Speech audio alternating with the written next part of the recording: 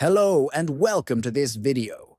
If you're concerned about your privacy while making voice or video calls on Messenger, you're in the right place.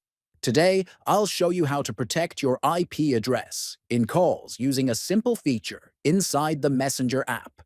Let's get started right away. Open the Messenger app on your smartphone. Tap on the menu icon located at the bottom right corner of the screen.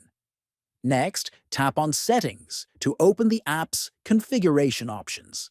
Scroll down until you find the Privacy and Safety section. Tap to open it. Continue scrolling down until you see the option called Protect IP Address in Calls.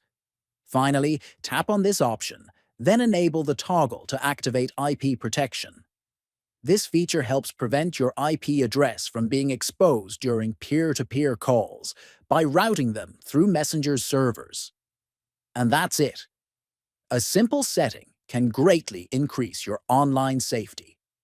If you found this video helpful, feel free to subscribe for more practical tips.